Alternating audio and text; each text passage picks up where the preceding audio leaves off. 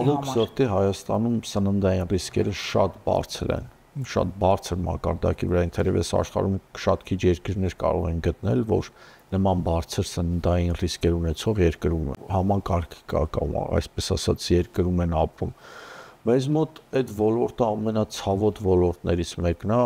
ու շատ մեծ ուշադրություն ունի, պատշաճ ուշադրության կարիք ունի, որը պարտադիր պետք է հետևողականորեն մշտական վերահսկողության ենթարկվի։ Անասնապահության ոլորտում ավելի լուրջ խնդիրներ կա, որտեղ այդ կենդանների հիվանդությունները անմիջական ազդեցություններ ունեն նաև մարդու առողջության վրա վարակվելու դեպքում։ Վարակվելու առումով ենթադրենք բրոցելոզն է, որ երբ որ մարդ վարակվեց բրոցելոզով, ամբողջ կյանքում ինքը բրոցելոզով տառապելու է, ու դա ցավերով ապրելի է։ Դաբաղի ժամանակ, աֆրիկյան ժանտախտի ժամանակ հիմնականում կենդաններն են սատկում, ու չնայած փառք Աստծո, որ Հայաստանում չկա սիբիրյան խոցի ու տարբեր հիվանդություններ կան, որոնք շատ լուրջ վտանգ են բնակչության, առողջության, կենսակերպի համար։ Լուրջ աշխարհում զարգացած որևէ երկիր չեմ տեսել, որ այս վիճակում լինի։ Զարգացած որևէ Վրաստանից սկսած։ Վրաստանում մտածում են կենդանների արդեն մարզային PCR տեստեր բերեն, մեր մոտ որոշում որ մարզերում պետք է լաբորատորիաները փակվեն, տարբերությունը հասկացին։ Հարություն, բարև ձեզ։ Բարև ձեզ։ Ինչպե՞ս եք։ Ցել վնավատա։ Հարություն, ուզում եմ դուք ինքդ պատմեք, դուք ինչով եք հիմա զբաղվում, որպեսզի մեր դիտողների համար պարզ լինի հետագա խոսակցության ընթացքը։ Առևտրով, գյուղատնտեսական ապրանքներ եմ արտահանում դերևս։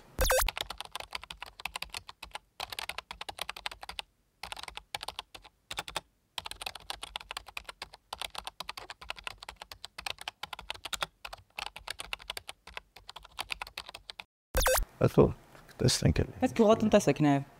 Ես գյուղատնտես չեմ կակրաս։ Բայց այնտեղ Ես մասնագիտությամբ, տեսեք, ես իրականում ավարտել եմ Ժող ինստիտուտի մարքեթինգի բաժինը, կոմերցիա եւ ապրանքագիտության ֆակուլտետ։ Ես շատ պատահական 2010 թվականին ընկել եմ այս ոլորտ ու զգացի ոլորտը դատարկ է, 11-12 թվականին որոշեցի ընտանեկան ողբերգությունների շարքից հետո աշխատանքային որևէ խնդիրներ ունենալուց հետո որոշեցի որ պետք է ես թույլ չլինեմ ու ես ունենամ իմ այսպես ասած շրջապատը եւ ես պետք է ունենամ ասելիք այս երկրում եւ հայտնվելով գյուղատնտեսության ոլորտում եկացի ամբողջությամբ դատարկ է ոչ չկա ոչ ոքից մասին չի խոսում ու գյուղատնտեսությունը դիտարկվում որպես այնց հետամնաց Սենց մի հատ ուղղություն ու որոշեցի համացանցը արդեն թափ էր առնում, Facebook-ը արդեն այն ժամանակվանման շատ որակով էր Facebook 2010-11 թվականին այդ միջավայրը, այսպես ասած։ Որոշեցի Facebook-ում ստեղծեմ, քանի որ ես մասնագիտությամբ մարքետոլոգ եմ, որոշեցի ստեղծել մի հատ կերպար, գյուղացի Հարություն Նացականյանի կերպարը, որը այդքան էլ հետամնաց չի մնացած միջավայրային ժողովրդից այսպես ասած ու ինքն էլ գնում արտասահման ինքն էլ բանանում ինքը բայց գլուխը հանում նաև գյուղատնտեսությունից ու գյուղատնտեսությունը հետաքրքիր բան է էլի այդքան հետամնաց ոլորտ ինչ որ մարդիկ պատկերացնում են սկսեցի կերտել այդ կերպարը ստեղծեցի այդ կերպարը որը իրական հարութի շատ էր տարբեր իրականում այն ժամանակ Դաշնաբար խորացա գյուղատնտեսության մեջ իմ բիզնեսը ամբողջովին արդեն այդ ոլորտի մեջ սկսեցի խնդիրներ վերանել եւ այլն 13-14 թվականին հասկացա որ այդ անջրպետը շատ է մեծանում այդ Facebook-յան Մնացականյան Հարութի գյուղացի ու այս իրական Հարութի սկսեցի արդեն այդ ոլորտի մեջ խորանալ կարդալ գնալ դասընթացներ IKEA-ում ես 2 ամսյա դասընթացներ եմ գնացել ջերմատնային տնտեսությունների կառավարման այգեգործության ոլորտում հետո արդեն այդ բնակավարից բազմաթիվ ընկերներ ձեռք բերելով իրանց հետ խոսելով քննարկելով եւ այլն ու գիտելիքները սուտ իրաց միջոցով են արել ու ես հիմա չեմ կարող ձեռք փարազատվեմ այդ գյուղատնտես կլիշեից ոչ թե վատ բան է ես ուղղակի դրանով ոնց որ վիրավոր եմ իսկական գյուղատնտեսներ որոնք ակադեմիական կրթություն ստացածները նկատի ունեք 5 տարվա կրթություն ստացած մարդիկ հավատացեք իրանք մեծ վիրավորանքով կաղանային, ասել էս տղեն ինքնակոչ գյուղատնտես է, էլ ինքը ախր ոչ ագրարային համալսարանը ավարտել, ոչ բան արել, ու եկել է թանի ճանճի նման ընկել է մեջ ու իրան վերագրում է մեր մասնագիտությունը։ Դրա համար ես միշտ ասում եմ ինձ ներկայացրեք որպես ֆերմեր գործարար, ոչ թե գյուղատնտես։ Ես ֆերմեր եմ, գյուղատնտես չեմ։ Գյուղատնտեսը շատ ավելի լավ գիտություն է, քան մարքեթինգը, ինքը շատ ավելի པարզ ստեղծագործ գիտություն է իրականում, քան այն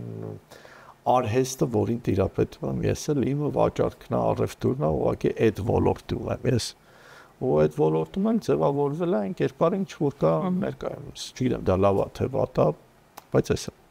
Իսկ ուր են այդ ձեր նշած գյուղատնտեսները, թե Հայաստանում գյուղատնտեսության ոլորտում խնդիրներ չկան, որ իրենք այդքան բարձրացան են։ Ոչ բոլոր գյուղատնտեսներ են, այսինքն մեծ մասը, իրանք չեն տիրապետում մեդիային, իրանք չեն կարող հանրային ելույթներ ունենալ, հանրային քննարկումներ անել, որտեղ իրանք իրանց նեղ մասնագիտականով պարփակվել են այդ գործի մեջ ու փորձում են ինքնակրթության հետագա Այսինքն մենք պետք է գնանք իրենց բացահայտենք։ Բնականաբար իրենց պետք է բացահայտենք ու հարցը այդ մարդիկ կփորձեն եթերով խոսել, բարձրաձայնել են հարցերի մասին, ինչ իրանց ուզում է թե չէ։ Ու արդյունքում այդ գյուղատնտեսների բացակայությունից եթերով, ԶԼՄ-ներով խոսալու ցանկություն չունենալու հետևանքով ծնվել է այս մի գյուղատնտես պսևդո հարցումնացականները, որը խոսում են նրանց փոխարեն։ Բայց խնդիրները բազմազան են այդ ոլորտում եւ եթե դեմ չեք, ձեր ոչ ակադեմիական կրթության փորձենք խոսել այդ թեմաներից։ Ես միշտ ասես մակերեսային ձևով եմ ամեն ինչ ներկայացնում, խոսում, որ չեմ փորձում խորանալ մտնել, որտեվ այդ Բայց խնդիրները լրջագույն են, լինում է դա չխորանալ։ Լրջագույն են ու ինչը օրհասական է, ինչը չի խփում մեր ազգային պետական շահին, որտեվ բազմաթիվ խնդիրներ կան, որոնց բարձրաձայնելու այդ խնդիրը որտեղ մենք շատ հարցերով կաշկանդված ենք այս ոլորտում, որտեղ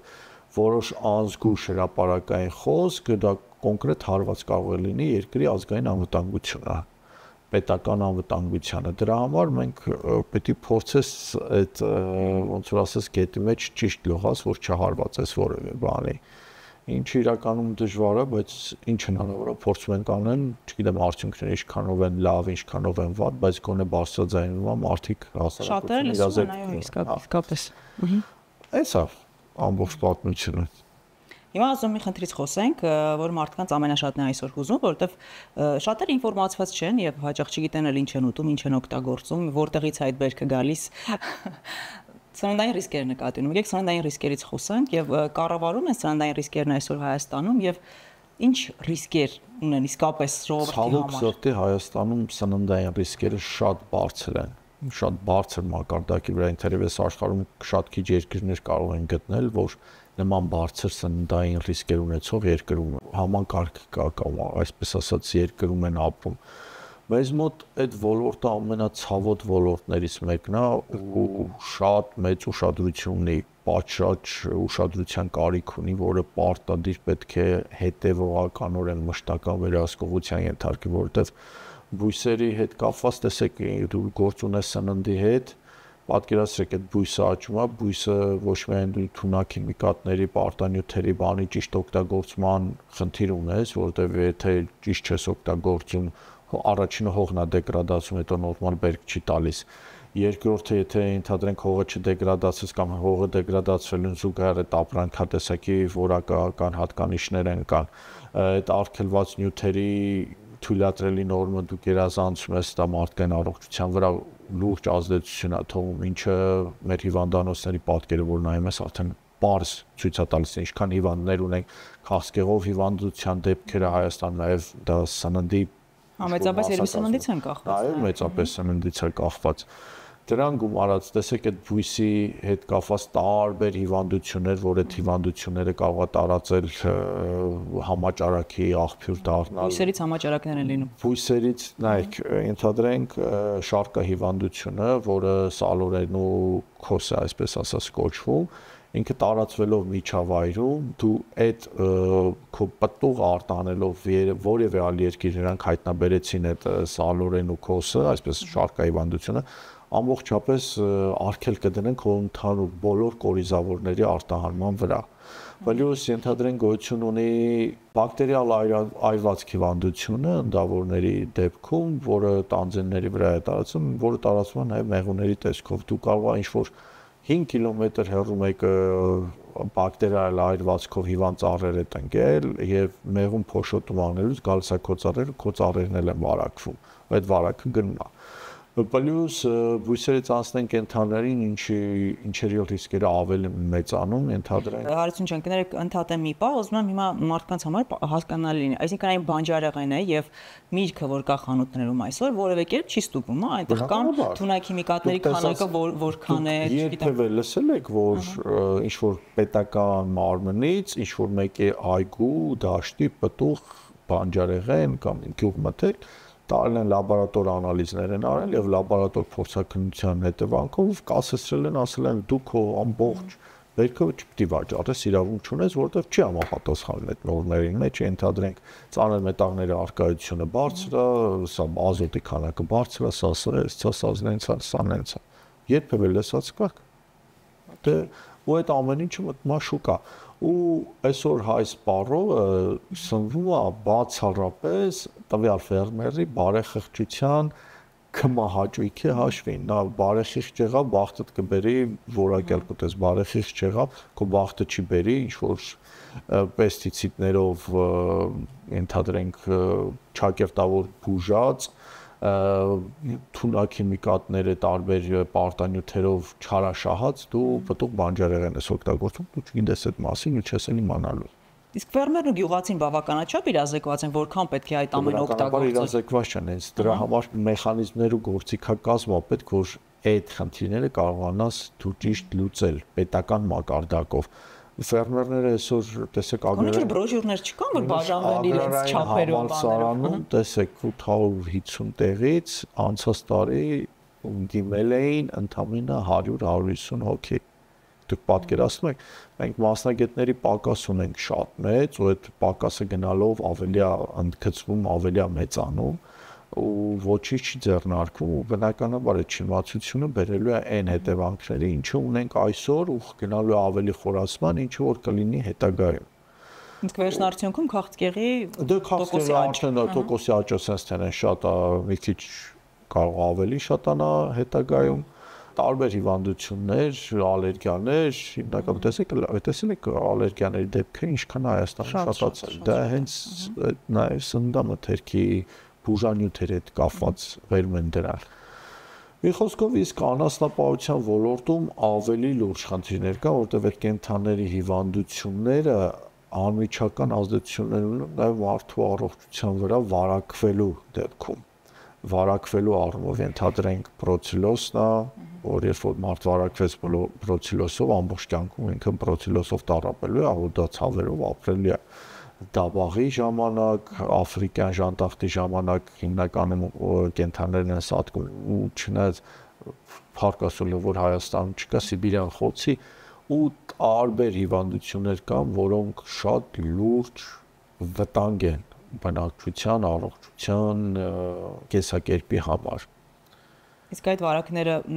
մսի միջոցով են անցնում, թե կաթի։ Մսի, կաթի, կատնամթերքի, տարբեր, նայած ինչի բան, բրոցելիոզը հիմնականում կատնամթերքի միջոցով է անցնում, հատկապես պանիրի արտադրությունը, որը եղման աշճանի չի ասնում պանիրը, եւ ճիշտ չպաստերիզացնելու կաթը ճիշտ աշխատանք չտանելու դեպքում այդ բրոցելիոզի բացիլները անցնում են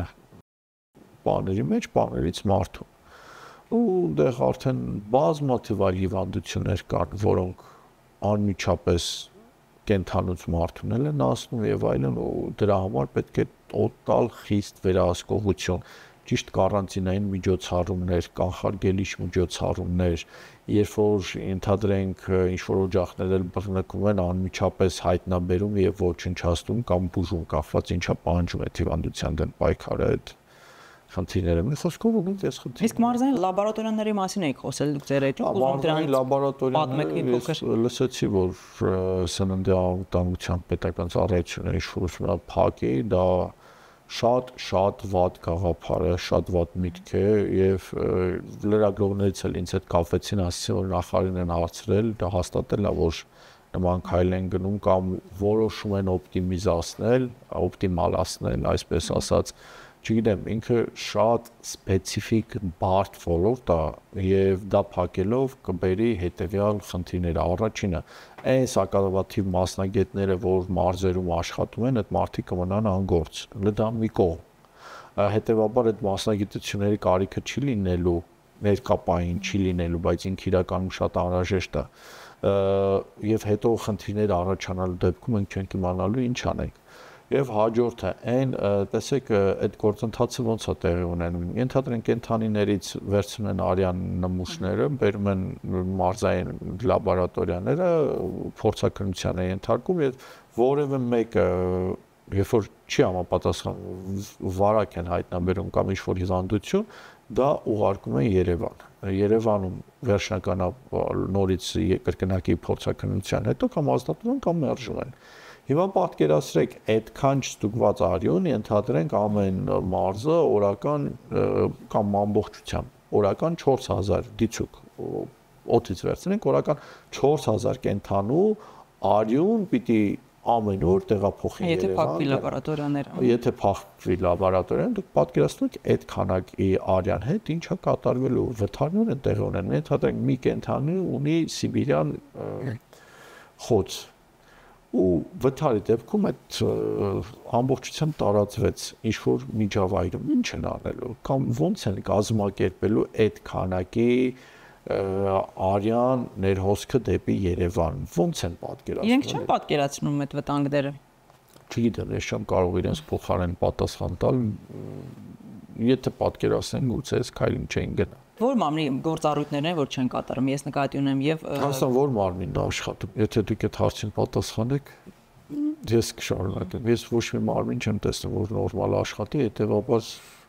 այս երկար գյուղատնտեսության նախարարությունը այդ ժամանակ ինչ-որ գործընթացներ լինում էին։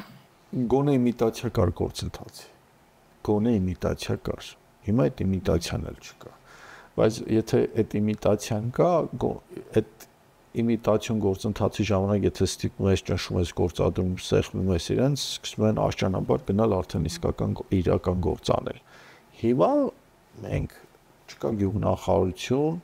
կա էկոնոմիկայի նախարարություն, որը sense էկոնոմիկայի գործառույթները պիտի անի։ Ատոմ հասկանում եք էկոնոմիկայի նախարարություն քանի ոլորտ պիտի կուրացիա անի, էլի քանի ոլորտ, որի մեջ էլ մտնում է գյուղատնտեսությունը։ Բայց դա գլխավոր ոլորտներից մեկն է։ Այս գյուղատնտեսությունը գլխավոր ոլորտներից մեկն է, ինքն պահանջում է, հենց այդ ոլորտը իր բազմաթիվ խնդիրներով, այն էլ այս վիճակում,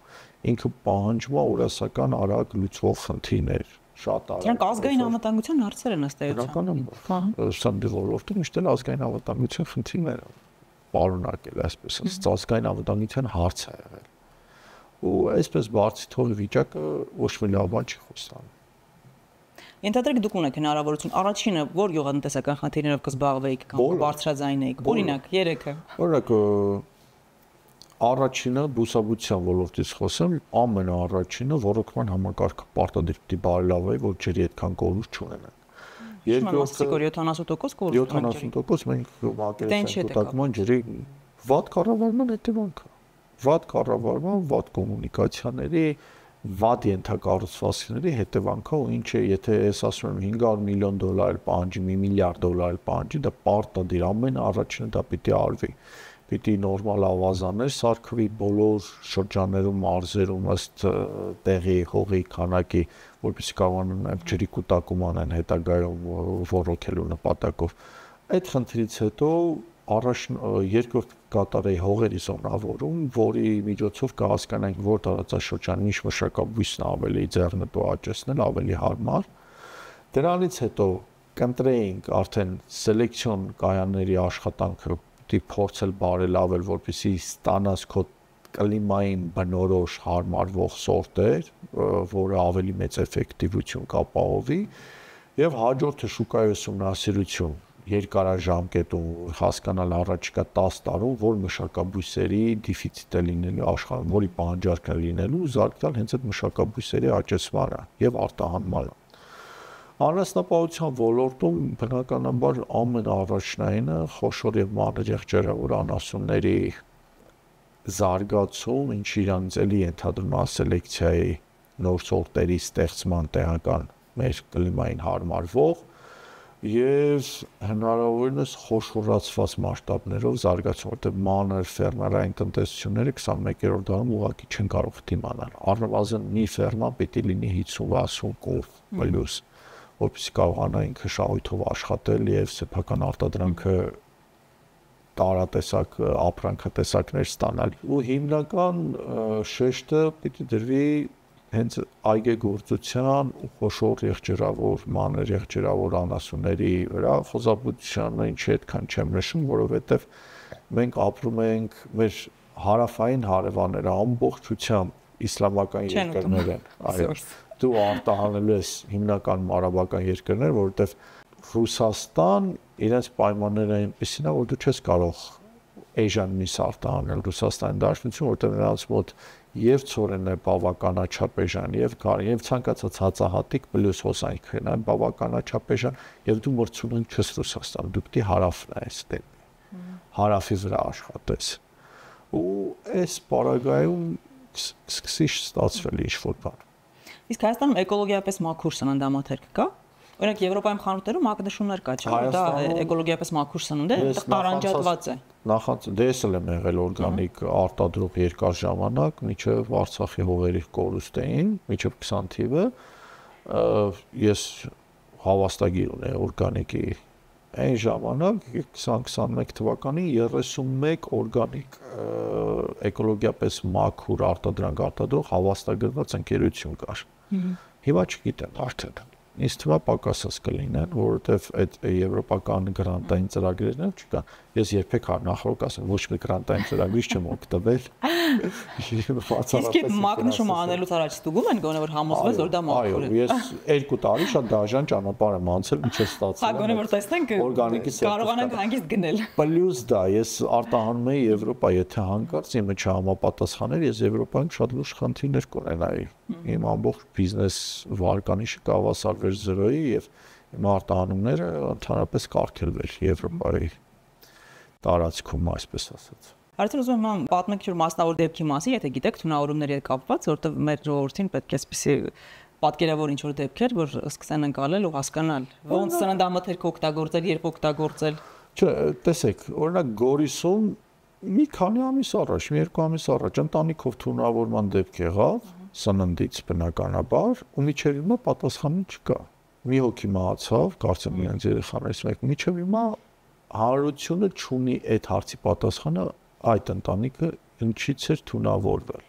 Հենց սա էլ է։ Իսկ ընտանիքն էլ չիմացավ ինքը ինչից է։ Ես չգիտեմ, ես ընտանիքի ծանոթ չեմ խոսել, բայց իրանք պարտավորը պետությունը նման դեպքերում կոնկրետ ասի, այսինչ բանից են թունավորվել ու փորձի նաև ուղղորդել ինչ անել, որ հետագայում նման թունավորման դեպքից չանեն։ Եղել են դեպքեր, որ սեխից են թունավորվել, որովհետև այդ այգու տերը բավականին շատ պարտանյութեր է տվել եւ հենց առաջի բերքը հանելաշուկա մարդիկ կերել են օրգանիզմը ուղղակի չի դիմացել այդ նիտրատների բարձր քանակին հիվանդանոց են եկել ու մնացածը տեսեք այդ բուտիլիզմի դեպքեր շատ։ Իսկ այդ հաստատված դեպքերը, օրինակ չեմ այդ գյուղացին ով ջրել էր այդ սեխը պատասխանատվության ենթարկվել են։ Բայց ոնց կարային իմանային որ գյուղացին արել շուկայից սեխը առել են։ Այդ դաշտից որ դուրս է գալի, մի քանի վերավաճառողի ձեռքով անցնում, իրանք չեն կարող իմանալ։ Ենթադրենք ես գնացել եմ Մեյմանդարի շուկայից բերել եմ, տվել եմ ինչ-որ երկրորդ մարդու, այդ երկրորդ մարդը տարել է Եղվարդի պտուղ բանջարեղենի խանութում վաճառել է, շուտ կապը կորավ։ Կամ այդ պտուղ բանջարեղենի խանութների տերերը, կամ հենց նույն խոշոր ցանցերը գնում են Մեյմանդարից, մարդը կանգնացած սեխը վաճառում է, վերից վաճառեց գնաց, իրենք չեն ոչ մի կոնտակտ տեղ չկա, չեն կարող գտնելով է ինչը։ Ու այս հարցերի, այս խնդիրների մեջ մենք ցույց ապրում ենք։ Լավ, հիմա ինչպես կարող ենք պետությանը ստիպել աշխատել այս ոլորտներում։ Բազմաթիվ մեխանիզմներ կան։ Օրինակ, նաև հանրային բուրըն արձագանքներ է պետք։ շատ մեծ հանրային, երբ որ կոնսոլիդացիա եղավ ու սկսեցին դեմ տալ կոնկրետ դեմ տալ, ասել սենց է։ Օրինակ տեսեք այդ խոզերի անկումը, որ եղավ անցած տարի, նախապես զգուշացվել է, համապատասխան մարմինները նախապես զգուշացվել է, որ անկում է լինելու։ Նախապես զգուշացվել է, որ պարտադիր կարանտինային միջոցառումներ ձեռնարկեք։ Կանխարգելման ոչինչ չի արվել, եթե այդ խոզի տերերը դուրս գային սատմը ու կանչեն ու կոնկրետ ասեն հաշիվ պանջեն, ասեն դեր բերեք փոխհատուցեք, ու նա ցած հանրային լայն լրատվականներով լայն արձագանք ստանար, այդ հարցը կարող է լուծվեր։ Հետագայում արդեն այդ մարմինները վախենային սկսեին աշխատել։ Բայց այսօր, երբ որ լրատվականները տարածում են ինչ-որ մեկի հայոյանքը մյուսին ավելի շատ դիտում ունեն, քան որ ենթադրենք Կոտայքի մարզում սատկել է այսքան գլուխոս, բնականաբար արդեն այս ոլորտը այս վիճակում պիտի լինի։ Իսկ օրինակ գյուղացիները, երբ օրինակ այդքան պարարտանյութ են տալիս, իրենք չեն գիտակցում, որ դա վտանգավոր է նաև իրենց համար, չէ՞, որ իրենք էլ են օգտվում այդ։ Բայց իրանք չգիտեն շատ են տալիս։ Իսկ ով ասում, որ իրանք գիտեն, որ ենթադրենք հեկտարի պիտի տա 200 կիլոգրամ բան։ Բայց պարզ բան եմ ասում, ասենք օրինակ հնարավոր չի ինչ-որ բրոշյուրներ տալ, ասենք այսքանին հարկավոր այսքան չափաբաժին թունակ քիմիկատ կամ բրոշյուրը իրազեկել որևէ կերպ։ Բազմաթիվ միջոցառումներ կարող են անել, բազմաթիվ տարբերակներ կան, որ ուղղակի եթե կարծրատիպ այն քառակուսի ձևով չմտածեն, ու հնարավոր անել։ Տարբերակներից մեկը ենթադրենք ըստ մարդու հողատարածքի ինքը ցանկացած թունակ քիմիկատ պարտանյութ գնելուց պարտադիր այդ խանութը վաճառող խանութը նրանից պահանջի իր հողի արկայության չափը, քանի հեկտար է, քանի քառակուսի ու հստակ լիմիտավորված լինի, որ ես քեզ 300 կիլոից ավել չեմ կարող պարտանյութ ծախեմ, թե չէ ինձ կգան ներս քանից են։ Ինձ այնքան կտու գանեն, ես տակից դուրս չեմ գա կամ այսքան ամոֆոս կարաս ստանաս կամ այսքան կալորիական պարտանյութ կարող ես ստանալ կամ այս պեստիցիդը այս նորմայից ավել ես չեմ կարող ու հստակ խիստ վերահսկողություն։ Այդ վաղտ արդեն ֆերմերն էլ կիմանա, որ ինքը ենթադրենք 300 կիլոից ավել չի կարող ազոտական, դա ինքը այսքան է տալու իր այգում։ Բայց եթե ինքը գնում է անսահմանափակ գնում է, գիտի ենթադրենք սիլիտրան լավ է, մտածում է լավ, մի քիչ շատ եմ կարող կարտոֆիլս ավելի մեծ լինի, ավելի շատ շահույթ ստանամ, ինքը սկսում է շատ տալ։ Ինքը չի գիտակցում կամ չի պատկերացնում, որ այդ շատ սիլիտրա տված կարտոֆիլից ինչ որ մեկը կարող է քաղցկեղով ընկնի հիվանդանոց կամ ինչ որ մեկի կյանքի վրա լուրջ ազդեցություն ունենա, կյանքի որակի վրա։ Իսկ ինչպես կարելի է տարբերակել, օրինակ ինչպես ընտրել բանջարեղեն, միրգ, կան տարբերակման միջոցներ։ Ոչ մի տարբերակ, արտաքին տեսքով ոչինչ դու չես կարող տարբերակել։ Դրա համար եթե արտաքին տեսքով տարբերակներ լինեն, տարբերակել լինեն, ենթադրենք ԱՄՆ-ն, Եվրոպան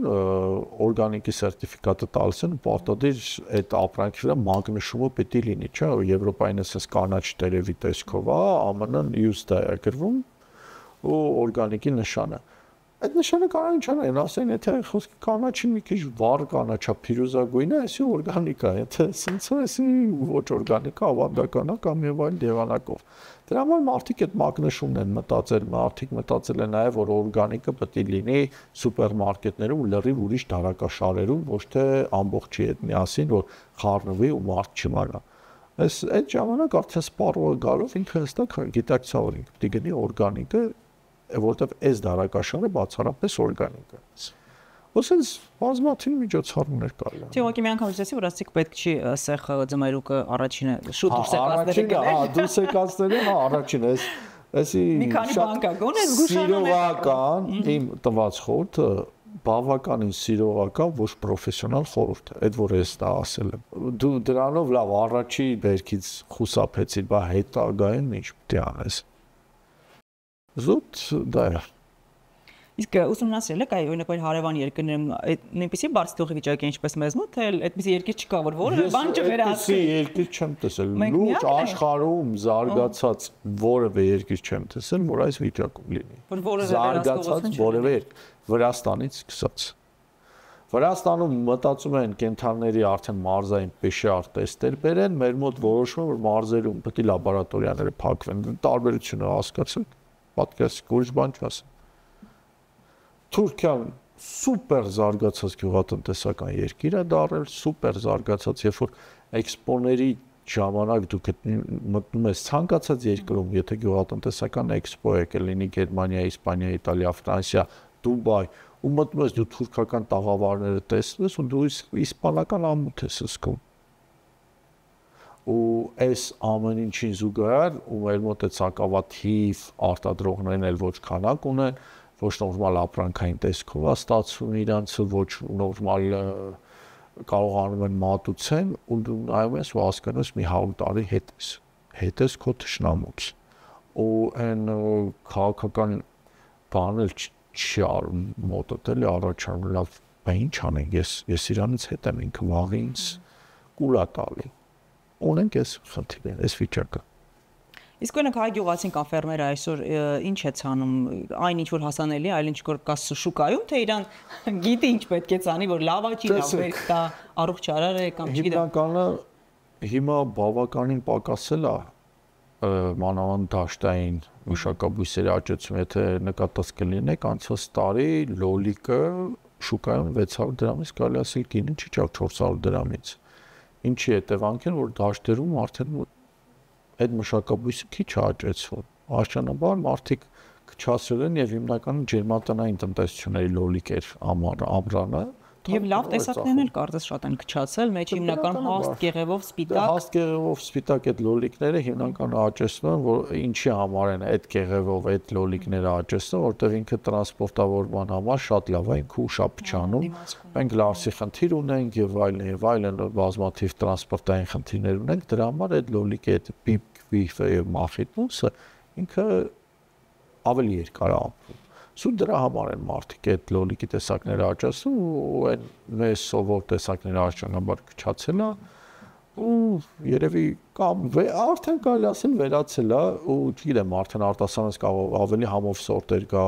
եւ այլն մեր բնակչությունը սովորի նաեւ իդենտիֆիկացիա չունենալու հետևանքա դա խանութներում դե եթե տեսնում եք մենակ գրած է լոլիկ գրած չի լոլիկ էս ինչ տեսակ է ընդհանրենք լոլիկ եզան սիրտ լոլիկ մոխիտոս լոլիկ բիգ լոլիկ չերին լավ արդեն վիզուալ մենք տարբերում ենք կամ լոլիկ էս ինչ տեսակի ու երբ որ դու այդ չես տեսակավորում դες վարունգը մենակ գիտենք նազրվանի վարունգ ու այլ վարունգ լեր Երբ որ իդենտիֆիկացնես դա, ընդհանրեն եզան սիրտը, որ ավելի համեղ է ինքը, բայց բերք քիչ է տալի տրանսպորտավորման խնդիր քիչ ունի, բայց ինքնարժեքը բարձր է, ու այս լոլիկ արդեն առանցին դու կարող ես ավելի թանկ վաճառել։ Իսկ երբ որ դու սուպերմարկետի ցանցին տանում ես, սուպերմարկետի համար կարևորը էժան լինի։ Դու եթե տանես ասես, չէ, բայց իմը եզան սիրտը կաս գնա գործերով չես։ Կամ տալիս ես մախիտոսի գնով, կամ ես չեմ ստանում։ Ու արդեն այս խնդիրը առաջանում է, դրա համար sense եւ տեսականն պակասում եւ տեսակակազմն պակասում լինենք այս խնդիրը։ Իսկ Հայաստանում աճեցվող միրգն ու բանջարեղենը բավարարում է մեր շուկային, թե դրսից ներկրումները շատ են։ Հայաստանում երևի մենակ կարտոֆիլն է, մեկ ու մեջ տարի բավարարում, մնացած ամեն ինչ ներկրվում է, մեկ էլ ծիրանն է բավարարում։ Ծծալեջ։ Բայց այսպես որ ասում ես թունաքիմիկատները շատ են պարարտանյութերը, բոլորը ասեն մեկ է մեր միրգն ու բանջարեղենը շատ համեղ։ Դե թող ինչ ասեմ։ Եթե համեղ են, թող համեղ ուտեն, ախր այդ էլ է կարծրատիպային մտածողության ձև։ Ես ամբողջ աշխարհում շրջել եմ, ճիշտ է, ես չեմ բացառում, մերը համեղ է որոշ տեսակ։ Մանավանդ Իրանը իսկապես տարբերվում է։ Բայց ինչի հաշվին համեղ, դա մեր շնորհքով չի որ դա արևի շնորհիվ է որ համեղ է։ Բայց մարդիկ այնքան են սելեկցիա, այնքան լավ սորտեր են ստացել։ Ես Իսպանիայում ելակ եմ կերել, որ իմ համար դա ֆանտաստիկ է, շատ լավն էր։ Եվրոպական տարբեր երկրներում խնձորներ եմ կերել, որ շատ համով։ Բայց համեղ ծիրան ես չեմ կերել, չգիտեմ դες հանդիպել է թե չէ։ Սա Երևանյան սորտը մենակ Հայաստանում է, իրանք ուրիշ սորտի ծիրան։ Ես այսօր ասեմ։ Հա, համեղ չի, պլյուս դրան sense խնդիրներ կա։ Մեր ծիրանը Երևանյան սորտը շալախն է, խոսակցական ասած։ Եթե դու տանես եվրոպական ցանցերում դնես վաճառքին, չի վաճառվելու։ Չեն գնելու մարդիկ, որտեղ մեր ծիրանը իրանց չափորոշիչով իրանց ընկալումով գրավիչ չի։ Մեր դեղին ծիրանը իրանց ծիրանը իրենք սովոր են sense կարմրաթուխ, բայց մենք երկու փորձերից հետո գուցե սկսեն գնալ։ Սկսում են կիվիել չենք գնում, է։ Կիվի ընդհանրապես մարդիկ չեն գնում։ Կիվին այդպես մտավ շուկա, ոչնչից մտավ շուկա։ Այսպես ասած, ու սկսեց մեծ, ասեմ, Եվրոպայում ժամանակին արքային արինջ էլ չկար։ Գոյություն չուներ։ Արդյոք չէին իմանում, շատ երկրներ կան, այս վերջի 10 տարին են նոր արքայան արինջի հետ առնչվել որպես այդպեսի։ Ծիրանի հետ այդ որ ասում ենք եվրոպական երկրներում, տեսեք, կիվիի վրա լրջագույն աշխատանք է տարվել, որ եվրոպական շուկայում է աշխարհ։ Ավոկադո որպես այդպեսին լրջագույն մարքեթինգային աշխատանք են արել, ավոկադոն իմ սուբյեկտիվ ընկալումով շատ անհամ Հույս է, ու սենց սուպեր բաներ են հաղորդել, որ ինքը սուպեր յուղալի է, սուպեր էսա, չափազանցված է, այսինքն ավոկադոյի։ Այո, մեկ էլ գիտեք ինչն է չափազանցված, ես մի անգամ էլի խոսել եմ, բլուբերին, կապույտ հապալասը, որ խանութներում 10-16-17 հազար դրամ, սովորական հապալասից ոչնչով չի տարբերվում։ Ինքը ու ես ինչ արտասովոր բաներ չունի։ Ուղղակի լավ մարքեթինգ։ Բայց օգտակար շատ բաներ կան, որ օրինակ այդքան օրինակ բարբարիսկա բան, որ այդքան բնականաբար ոք չեն տարածվել Հայաստանում։ Մարքեթինգի պակաս է։ Այո։ Դες չիչխանելա շատ բարձրակարգ մշակական բույս, որը կարելի է զարգացնել եւ այլն։ Հրաշալի հյութեր, թեյեր, ամեն ինչ չիչխան։ Բայց դա պահանջում է համակարգված երկարատև դժվար աշխատանք, ինչը ներկայային անում է Ուզբեկստանի Հանրապետությունը օրորի ֆանտաստիկ չիշխան չեն տանում իրենց պտուղ բանջարեղենի առաջմղում եվրոպական շուկայում, ասիական շուկայում, ու այնպեսի ֆանտաստիկ արդյունքներ են հասել, որ ես նույնիսկ չէի երազի, որ կարելի է։ Կարող ենք գոնե քարոզել այս ինչ երկրի օրինակը գյուղատնտեսության ոլորտում էս համար կիրառելի։ Ուզբեկստանից միշտ մենք այսքան խոսում ենք Ծիրանի երկիր, մի քանի տարի հետո էլ չենք խոսալու, որովհետև Ուզբեկստանի Ծիրանի արտահանման ծավալները հասել են 750,000 տոննայի։ Հայաստանը արտահանում ընդամենը 20-25 հազար տոննա։ Ու այնքան սելեկցիայով իրանք մեր շալախին այդ Երևանյան սորտին շատ նման նույն հատկանիշներով կարելի ասել Ծիրան են ճարել, որը բավական ստացել ճարել, որը բավականին լավ իրացվում է ռուսական շուկայում ու աշճանաբար կմտնեն եվրոպական շուկայում, մենք սես կողքից միայն հետևելու ենք իրաց հաջողություններին։ Ֆերմերային տնտեսությունների հետ կապված զարգանում են ֆերմերային տնտեսությունները եւ ինչ խնդիրներ ունեն իրենց առջև։ Վերցրեք վերջին 10 տարվա գյուղատնտեսության ցուցանիշները, տեսեք աճագրանցում թե անկում, եթե աճագրանցում քանի տոկոս, եթե անկում ագրանցում ինչն է պակասում։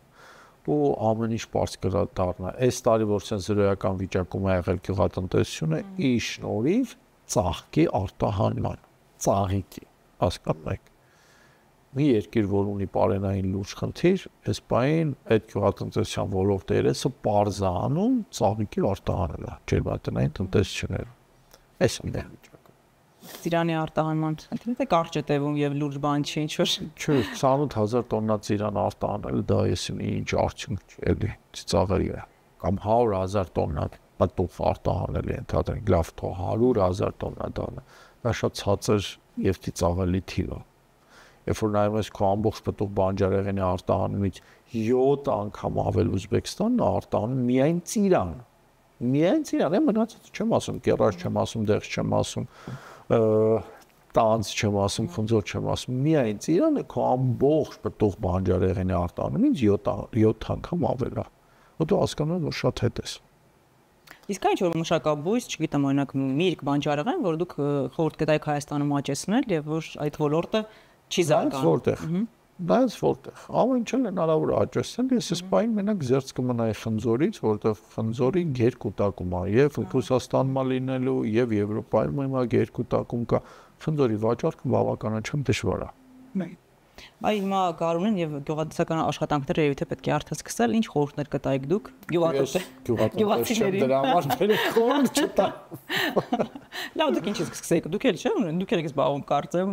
Իմը դա հացահատիկա հիմնական հաճարի, ես հաճարի աճացնում, հիմա հող չունեմ առևտրով եմ զբաղվում հաճարի։ Հասկացա։ Չգիտեմ, բերեք ես այդ անշնորհակալ գործի զերծ մնամ այդ խորհուրդ տալուց էլի։ Լավ, հասկացա։ Ձեզ վերջում մի քանի բլից հարց ունեմ տալու։ Տվեք։ Ձեր կյանքի հիման վրա եթե ֆիլմ նկարահանվեր, ինչ ժանրի կլիներ։ Ոչ ոք չէր հավատա։ Նայելու են, ասեն ֆանտաստիկա։ Ես իմ կյանքում ունես բաների միջով եմ անցել, ունես բաներ եմ տեսել։ Օրինակ Forrest Gump կինոն ռեալ կոնկրետ ոնց որ ես լինեմ, ուղղակի չգիտեմ, ես մտավոր եմ մնացեմ, թե չէ Forrest Gump-ին ապրել է։ Կարծում չեմ իրանտեվացրություն։ Այնպեսի փորձությունների, այնպեսի դժվարությունների եւ ողբերգական բաների միջով եմ անցել, պլյուս շատ անհավանական պատմությունների մեջ եմ ընկել, շատ ժամանակ ես Facebook-ում ուղակի պատմում դրանց մասին, դա չեմ գրում, որտեղ մարդիկ չեն հավատա, ուղղակի չեն հավատա, որ ես անհավանական պատմություն ամեն դեպքում հետաքրքիր ֆիլմ կլիներ։ Հա, չէին հավատա, որ հետաքրքիր կարող է լինել, բայց մարդիկ չէին հավատա, որ նման բան կարող լինի։ Օրինակ ես կյանքում ինչքան մարդկանց հետ հանդիպել եմ, շփվել եմ, բոլորս կյանքում պետության մեջ հետագայում որևէ առնչություն ունեն ունեցել, դեր են ունեցել եւ ներկայ իշխանության մեջ բազմաթիվ լուրջ որոշող դերակատարներ կան, որ ժամանակին իրանց հետ պատականորեն հանդիպել եմ, շփվել եմ, մտերմություն եմ արել եւ այլն։ Եվ նախկինների մեջ կար եւ ինձ թվում է ապագայում կլինի եւ իմ ծառայության ժամանակ այնքան հետաքրքիր դիպասներ են եղել, որ ես ուղղակի պատմեմ չեն հավատա եւ վերջի տարիների դրա համար ես մի քիչ աշխատում եմ զերծ մնա, որովհետեւ այն ինչ գրում եմ նույնիսկ դա մարդիկ շատ դեպքերում չեն հավատում, մտածում են չափազանցնում են կամ բանանում, էլի sense երանգավորվել մի քիչ։ Հասկացա։ Պատմական որ ժամանակաշրջանը կուզեիք տեսնել։ Ես երևի ներկա պահին լավ է, հետաքրքիր անցնում էլի, պատկերացրեք մեր սա։ Բայց մի քիչ դժվար է Հայաստան։ Դժվար է, բայց չգիտեմ, էլի Բայց հետաքրքիր է։ Ես 81 թվականի դեկտեմբերի 23-ին եմ ծնվել, 82 հունվարի 1-ին եմ անձնագրով, բայց տեսել ենք սովետ ռուբլի հոկտեմբերի պիոներ պայքար, անկախություն, պատերազմ ցուրտ ու մութ տարիներ կտրվող ծառեր ու մենք էլ մասնակից ենք եղել հենց այդ կտրվող ծառերը կտրելու, բերելու հետևություն չանել տեսել ենք 95-96 թվականին արդեն այս քաղաքական խրճիժությունները 98-99 թվականների քաղաքական վերնախավի սպանություն դրանից հետո 2003-ին ես գնացի բանակ 2004-ին ես տեսել եմ մինի պատերազմ, որի մասին ոչ ոք չգիտի, ես մասնակցել եմ այդ մինի պատերազմին։ Դրանից հետո Դրա մասին կարող եք խոսել, ինչ մինի պատերազմ էր։ Թե հիմա արդեն։ Չէ, մենք Իջևանում Ջողազի շրջանում մոտ 2 ամիս մարտական գործողություններ տեղի ունեցան, որ նույնիսկ լրատվական ժամանակ լրատվականներ չկան։ Նույնիսկ հեռուստացույցով ոչ էլ այդ մասին խոսել է, մենակ այդ տարածաշրջանի բնակիչները գիտեն, Բերքաբեր գյուղի մոտ։ Մենք մոտավորապես մի 4 կիլոմետր առաջ գնացինք։ Ու դա ոչ ոք չգիտի, այսինքն ընդհանուր չգիտեն, համընդհանուր, այդ տեղի բնակիչները գիտեն։ Ու պատկերացրեք արդեն 2008 թիվ այդ քաղաքական այդ լուրջ մարտիրներ տեսանք, հետո գործազրկություն, ապրիլյան պատերազմ, հեղափոխություն 20 թվի պատերազմ։ Անգից ժամանակներ չենք տեսել եւ ես ամեն ինչ տեսել ենք, բայց ու երևի սա պետք է էլի փորձություն, ու ամենակարևորը այդ փորձությունների մեջով դու քո դեմքը պետք է պահես։ Դա էլ է խնդիր։ Միջին վիճակագրական Եվրոպացին ինքը ստաբիլ ապրում ամեն ինչով ինքը դեմքը պահելու իր եսը պահելու խնդիր չունենում։ Մենք այս ամեն ինչի այս փորձությունների մեջ շատ դժվար է քո դեմքը պահել, քո սկզբունքները պահել, որտեղ ամեն անգամ ինչ-որ բան է փոխվում, ինչ-որ իրավիճակ է փոխվում։ Ու հիմա տեսեք Թրամփը եկավ, հիմա լրիվ ուրիշ քաղաքական իրողություն արդեն գլոբալ, էլի, այսպես լոկալից անցել ենք, այսպես լոկալից անցել ենք, հիմա գլոբալի մեջ ենք, այսպես գնում հետաքրքիր է։ Այս արագացած աշխարհը ավելի հետաքրքիր է, էլի։ Արցախում երբ եք եղել վերջին անգամ։ 22 թվականի օգոստոսն էր։ Հետո էլի բախում եղավ թեթև, ես Ստեփանակերտ եկա, մի 4-5 ժամ հետո հետ եմ դարել, օգոստոսից հետո արդեն դեկտեմբերին փակեցին էլ կարողացա գնալ։ Դեկտեմբերի 12-ին է եղել բլոկադան, 23 թվականին եղել ինչև արդեն։ Միջև այդ ես երևի ոնց ասեմ 2010 թվականից 9-10 թվականից գործունեությունը հիմնական Արցախում սկսեցի ծավալել երևի ամիսը մինիմում 4 անգամ Արցախ եկա։ Ինչ եք անում։ Դե հողեր եմ վերցրել, սկսեցի արդեն գյուղատնտեսությամբ զբաղվել, դե բնականաբար արդեն շաբաթը մեկ պիտի գնաս, գաս, հետո այնտեղ հիմնադրամի հետ պայմանագիր կնքեցի, որ այլ գյուղացիներից այդ բերքը հավաքեն, իրենց ծառը մարտահանը, ինա հետաքրքիր արժեշտներ ստեղծվել, ու տենց 20 թվին կամավոր գնացի, բայց ինձ տարան առաջիկից ես լինելով գրադի մասնագետ, գրադի դասակիր հավանատար ֆագոտի մասնագետ, ինձ տարան անվտանգության գծով ինժեներ։ Ինչու՞։ Ես չգիտեմ ինչու։ Ես անկեղծ եմ ասում, ինչու եմ չգիտեմ, իմ բախտը բերել է, որ ես առաջիկից չեմ գնացել, թե չի բերել։ Ես այդ հարցի պատասխանը մինչև հիմա չունեմ։ Արդյունքում դուրս է գալի ես մասնակցել եմ պատերազմին, բայց չեմ մասնակցել։ Որտեղ ես թիկունքին կոպիտ ասած զենքի մատակարարման վրա եմ եղել։ Չգիտեմ ինչքանով էր անհրաժեշտ իմ այդ աշխատանքը թիկունքում, թե որ լինեի գրադի մասնակետ, որովհետև ես որ զորամասում որ ծառայել էի, որտեղից որ այդ գրադները տեղափոխվել էին, բոլորը զոհվել են։ Բոլորը։ Ես դու բախտս բերել եմ։ Ինչ ասել ես համար գեղեցկություն հայկական ձևով, ես կանանց նկատի չունեմ, սկզբից եւ այդ ասել։ Ոստի գեղեցիկ ինքնին է, մենք չենք։ Ես հասկացում նկատի ունեմ, որտեղ բոլորը միանգամից մտածում են նկատի ունեմ կանանց։ Իմ համար գեղեցիկն ու բարին այդ նույն բանն է։ Մարդ կարող արտակնապես գրավիչ լինի, բայց եթե բարությունը դրա մեջ չկա, այդ գրավիչի մեջ չկա, ինքը իմ համար գեղեցիկ չի։ Դրա համար գեղեցիկ էս հայկական ընկալ ունել, նաև այդ բարությանը զուգահեռ ավելանում է նաև սոցիալական պատասխանատվությունը, ինչը մեր երկրում արհեստական ամեն ինչ իջացնեն, ամեն ինչ իջացնում են, բայց միած sense պատերազմական իրավիճակի բանի ժամանակ շացինք նորից մարդիկ կոնսոլիդացվում են, սկսում են ապրումակցել իրար։ Բայց եթե Աստված չանի հիմա ինչ որ բան լինի, կլինի այդ կոնսոլիդացիան, էլի, որովհետև կոտրել են մի ձևի հոգեբաց։ Ես մի բան ասում, շատ հակասական բան եմ ասելու, շատ անընկալելի, անընդունելի շատերի կողմից, միշտ հիշեք, մեր հասարակության ինչքան որ քլնգում են, շատ տեղերից ասում են ժեղ եւ այլն, այնտեղ չէ զոմբի ժեղ, էս։ Միշտ հիշեք, Արցախի առաջի պատերազմին գնացել են 20,000 հոգի, այլ չեն գնացել, մեծ մասին զորով տարել են։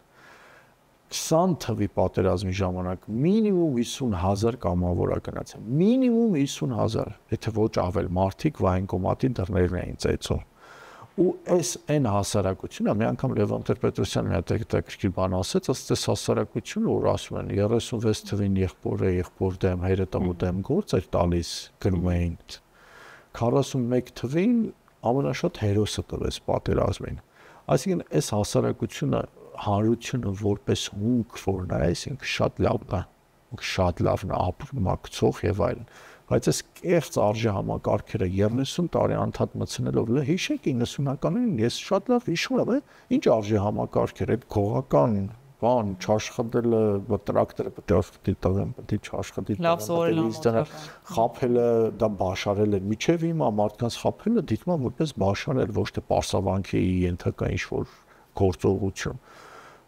Դրան գումարած լավ սովորելը դոձիկություն էր, ու հա հիմա այդ փորձությունների մեջ մենք էլ դպրոցում լավ ենք սովորել, չէ, այդ փորձություններն ենք անցել, լավ սովորել ամբողջ աշխարհը լսեն, հասկանում ես, դե քո համար ոնց որ արհեստական խոչընդոտները, որ դու լավ չսովորեիր, որ այդ դոձիկի կլիշով չֆռայր, արվեստով զբաղվելը արդեն էլի ուրիշ խնդիր էր եւ այլն, ու այս հասարակությանը այսքան դեգրադացման փորձերով, սենս բերելով 30 տարի 2008-ից արդեն ռաբիզը մտավ եթեր, մինչև 2008-9 թիվ ռաբիզ եթերով չկար, հետո ռաբիզը սողոսկեց եթեր, ու արվեստն էլ իր կարևոր դերն ունի, երբ որ ռաբիզը մտցնում են քո մեջ, դու պատկերացնում ես, երեխա ծնվում է, դու տանում ես, մկրտում ես քրիստոնյայի սարքում, մկրտելուց հետո մտնում ես զալում, սրահում քեֆ ես անում ու դու ապրում ես թուրքական մուղամի տակ։ Հետո այդ թուրքական մուղամի տակ բանակի քեֆ ես անում, տղուտ ուղարկում ես, այդ թուրքական մուղամը ստեղծող թուրքի դեմ։ Ու ինքը չի հասկանում, ինքը իր բանը, այսպես ասած, սուբստանցիան չի գտնում։ Որտեղ այդտեղ ինքը շեղվել է, այդտեղ ինքը խախտվել է։ ինչ որ մի բան խախտվել է։ Ու այս սերիալները, որ մտցնում են այս գրեհիկ դեգրադացնող սերիալները, որ որևէ բան չեն ասում, միայն բացասական նեգատիվ, տեսել եք вообще որևէ սերիալ, ես միշտ տարբեր ցանկացած սերիալ, ասես մի քանի սերիալ, մի ենթադրենք մի 300 գրում, մի 10-15 սերիալ մեկ, ասես նայում եմ, էլի հասկանամ ինչ արի, ինչ ասելիք ունի, ինչ ան։ Բացասականից բացի ոչ բան չկա, լաց, սենց իրար ուտել, իրար սպանել, վերջում կամ մի քիչ լավ պրծնա կամ չի պրծնում, բայց դու այդքան նեգատիվը մտցնում ես մարդու մեջ։ Փոխադարձ հարգանքի բացակայությունը մտցնում ես մարդկանց մեջ։ Ու այսքանից հետո 20 թվին պատերազմը սկսվում է 50,000-ից ավել մարդ գնում է պատերազմի, կամավոր հելնում գնում են իրենց հայրենիք պայել։ Այս ազգի դեմ ինչ-որ մեկը բան ունի ասելու։ Ես Սուրմալուի դեպքը ասեմ, որ պայթել էր 20-22 թիմներ կարծեմ Սուրմալուն։ Ես հենց պայթյունից 10 րոպե հետո այնտեղ եմ եղել։ Ես ամենայն պատասխանատվությամբ ասում եմ, ես ասած բոլոր բառերին տերեմ, ուրեմն ոմաներ, կարմիր խաչներ ու մնացած կամավորները արել են այն, ինչը այնը միջև հիմա չէր կարողանալ։ Մարդիկ կամավոր Սուրմալուն պատկերացրեք այդքան ապրանք, այդքան գույք, այդքան բան, մի չոփ չի գողացվել։ Սուրմալուից մի չոփ չի գողացվել։ Հիմա այս ազգը լավն է թե վատն է։ Մարադիորություն չի եղել։ Այս ազգին պետք է սոցիումը հասկանալ այս սոցիումը եւ փորձել ուղղորդել եւ փորձել այս սոցիումից ստանալ այն ինչ որ կա, որ ցեխի մեջ ալմազը կա, այդ ցեխը կողքը չերը։ Այդ ալմազը պետք է վերանել ու պալիրով կանել, այսպես բանով ասեմ, էլի ժարգոնային ասեմ, փայլեցնել։ Եվ վերջին հարցը։ Հայաստանի մասին օտարերկրացիոն 3 նախադասությամբ ինչպես կպատմեիք։ Երկու առիթներ են եղել։ Ես օտարերկրյա հյուրեր շատ եմ ունենում։ Դրա համար եմ։ Առաջինը իրանց ցույց եմ տալիս, որ մենք ջերմ ենք, մեր ժողովուրդը ջերմ են, ու այդ բոլոր օտարերկրացիների համար դա վաու է։ Ու ավանդույթի նման բան է դառել, իմ բոլոր օտարերկրյա հյուրերին ուր տանեմ, մի օր տանում եմ մեր տուն, իմ տան մեջ, իմ ձեռքում ինչ-որ բան եմ պատրաստում, հյուրասիրում։ Այդ իրանց համար լրիվ ուրիշ է։ Երկրորդը ցույց եմ տալիս, թե մեր երկիրը ինչքան բազմազան է։ Ինչքան բազմազան դու մեր ծառայողը։ Չեք պատմում, ցույց եք տալիս։ Հա ցույց եմ տալիս։ Ինքը այդ ամեն ինչը արդեն ընկալում է, հասկանում է։ Մեծ մասը ցանկություն ունեն երկրորդ անգամ գալուց Հայաստան։ Այդ ջերմությունը զգալու, այդ ջերմությունը մեր ամենամեծ, այսպես ասած, հաղթաթուղթն է, կոզերն է։ Մեր ազգը ջերմ է ու այսքան դեգրադացիայից, այսքան կեղծ արժե համակարգը մցնելուց հետո միևնույնն է մենք ջերմ ենք։ Միմյանց հանդեպ, ընկերների հանդեպ ես այս տարի 24 թվին ես շատ լուրջ խնդիրների մեջ ընկա, շատ վատ։ Եթե ջերմությունը չլներ, իմ ընկերները չլնեին, իմ ընտանիքը չլներ, ես ոտի չէի կանգնի, ուղղակի կոչնչանայի որպես այդպեսի։ Ու հենց այդ ջերմությունը մեր գլխավոր խաղաքարտը պետք է դառնա աշխարհին։ Ու այդ ջերմության շնորհիվ այդ լույսը կարակ տարածենք։ Այս հրաշալի լավ նոտայի վրա այսօր ավարտենք, իսկապես շնորհակալ եմ, շատ հետաքրքիր էր եւ շատ կարեւոր բաների մասին կարծում եմ խոսեցինք։ Ես էլ եմ շնորհակալ։